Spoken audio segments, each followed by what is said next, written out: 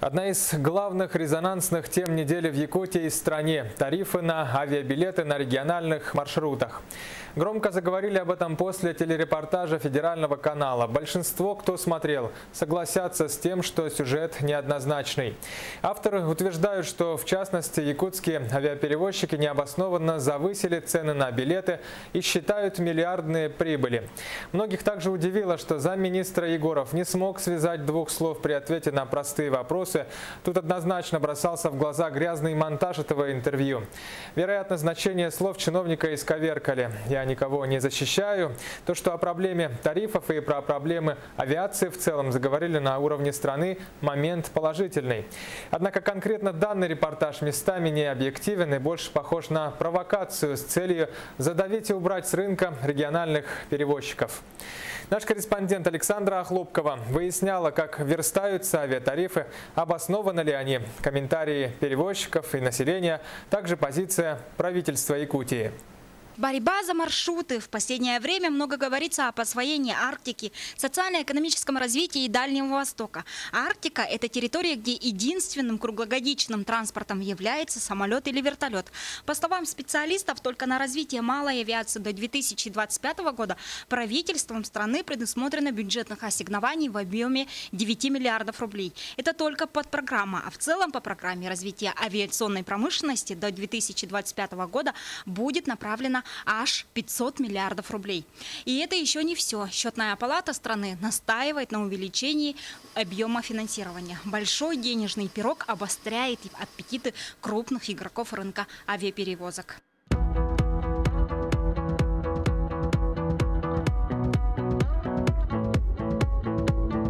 А теперь перейдем к нашим реалиям. Понятно, что цена авиабилета рассчитывается, исходя из его себестоимости.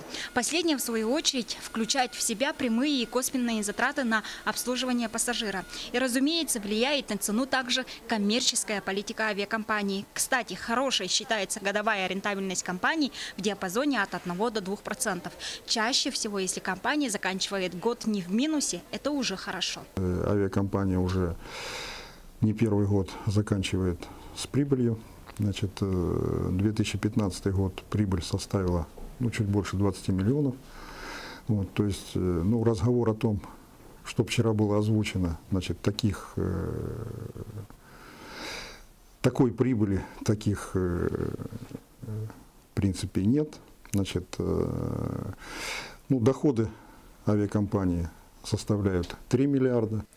Но прибыльность компании – это совсем другой разговор. В свете последних событий, особенно после выхода в эфир репортажа в одном из федеральных компаний, постараемся разобраться, откуда берутся такие высокие цены на авиабилеты. Пенсионерам вообще невозможно купить. Несмотря на то, что правительство Российской Федерации говорит о том, что билеты субсидированные, купить эти билеты невозможно ввиду ограниченности количества продаваемых на каждый рейс. Тарифы на сегодняшний день, на мой взгляд, абсолютно недоступны для жителей Верхнеколымского района. Но для того, чтобы выехать нам всей семьей, нужно порядка 200 тысяч рублей. Это только до Якутска и обратно, из Зырянки до Якутска. Самая значительная статья расходов, а точнее их две, и каждая отнимает по 24% от себестоимости перелета, это топливо и обслуживание в аэропорту, пассажиров, самого самолета и багажа. Если за тонну керосина авиакомпании в Якутске оплачивают порядка 43,5 тысяч рублей, то, например, в Зырянке уже 50 тысяч рублей, и это не самый высокий ценник в Якутии. Между тем, в Москве ценник за тонну стоит 38 тысяч рублей, а во многих аэропортах центральной части России существенно дешевле этого. По бензину, я могу сказать, на котором летает самолет Ан-2, значит, на сегодняшний день цена, не знаю, как в литрах, в тоннах, цена, допустим, литра 150 рублей. За тонну это, да, где-то 160 тысяч. Это то, что входит в стоимость билета. Но посмотрите, сколько стоит у нас керосин.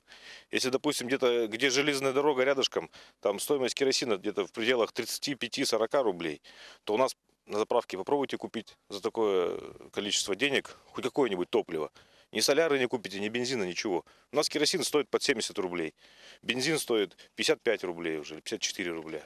Аэропортные расходы, например, в той же Зырянке составляют 23,4% или 211 332 рубля 8 копеек. За что выставляют такие счета, если у нас во всех аэропортах Якутии условия, мягко говоря, спартанские, а сервис находится на уровне невысоких советских стандартов? Требования действительно едины для всех, а условия не одинаковые. То есть у нас не хватает объемов для того, чтобы продавать больше и снижать себестоимость. Мы занимаемся пассивными продажами. То есть вот какой бы мы маркетинговый ход не устроили, раздавать шарики, конфеты, еще что-то. Вот если вам не надо в Зырянку, вы туда не полетите, правильно? Между тем, расценки аэропортов, например, ФКП «Аэропорты Севера» контролирует только Федеральная антимонопольная служба, так как они все под федеральным подчинением. Примечательно, что за последние 4 года ни одно заявление с жалобой на завышенные расценки не поступало. За последние 3-4 года в адрес управления Федеральной антимонопольной службы ни одного заявления ни от физического лица, ни от юридического лица о том, что тарифы являются завышенными, не поступало. А теперь посмотрим полную структуру затрат по маршруту Якутск-Зырянка-Якутск. Помимо 2 пунктов, львиная доля конкретно по этому маршруту 36,8% идет на стоимость летного времени. Туда входит и зарплата, и ремонт, и прочие расходы авиакомпании, незаметные глазу пассажира. С той прибыли, да, вот мы сказали, что у нас при оборотах, будем так говорить, в 3 миллиарда, это 20 миллионов. Ну, 20 миллионов – это вот то, что идет на развитие. За что приобретать можно новую технику и все остальное и развиваться дальше. Пожалуй, самая главная проблема – износ производственных фондов авиапарка. Как правило, капитальные вложения за ремонтные работы осуществляются за счет собственных средств авиакомпаний. К сожалению, собственные средства крайне ограничены из-за меньшего объема авиаперевозок. В большинстве случаев частота полетов местных воздушных линий от 1 в день до 1 в неделю. Низкий пассажиропоток и высокая сезонность также не позволяют снижать цену авиабилета. Нельзя сравнивать маршруты, где низкий пассажиропоток, и маршруты, где очень большой пассажиропоток. Это первое. Второе, эксплуатируются различные типы. Если мы эксплуатируем типы, которые максимально могут перевозить до Зырянки, ну, максимально, да, 30 человек, а рейс стоит там порядка миллиона, мы, естественно, ну, миллион делим на 30, это себестоимость, да? А когда рейс до Москвы стоит там порядка, ну, может ошибаюсь, но где-то вот так, да, где-то там 5-6 миллионов, но это делится на количество пассажиров до 150, до 170, да, человек. Вот, поэтому здесь сравнение как-то более чем некорректное, наверное, да. Вот. Борьба за рынок пассажирских авиаперевозок идет уже сейчас. На территории Якутии межулустные перевозки осуществляют авиакомпании из соседних регионов – Бурятии или Иркутской области. Притом сенокос у них начинается в 3-м квартале каждого года, а цены сопоставимые с якутскими авиакомпаниями. Предлагающих самолетов тоже достаточно. Летают бурятские авиалинии, и Райера скоро тоже прилетят. Безусловно, конечно, они эти субсидии также не забирают спокойненько, вот, и им это хватает для того, чтобы окупить рейс. Вот, большой самолет, он очень экономичный, и даже если они летят там с 50 или 60% загрузкой, практически они себя окупают. Вот, поэтому, естественно, сюда слетаются все. А потом на зиму они уходят, и мы остаемся одни. То есть самый тяжелый период времени, когда туманы, когда холода, когда маленький поток, вот этот подарок нам остается. Это, конечно, в первую очередь связано с желанием заработать на наших жителях, ну и что греха таить. Знание особенностей наших аэропортов и местности не такие хорошие, как у якутских асов северных маршрутов. Экипажи наши не летают по одним маршрутам, они летают по всей республике. Но это невозможно, конечно, и не стоит делать, чтобы по одному маршруту экипаж привыкал летать. Стараемся, готовим пилотов, чтобы они были профессионально, теоретически подготовлены ко всем нештатным ситуациям, пилотированию воздушного судна. Стараемся, готовим.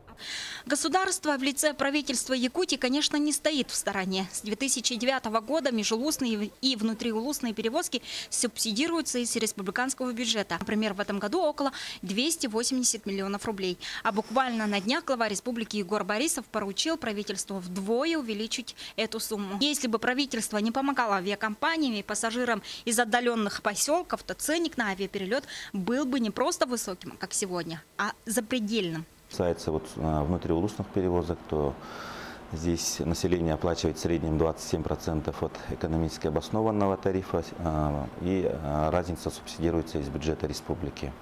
А по межулусным перевозкам у нас по аналогии с федеральной программой субсидируется определенная категория граждан.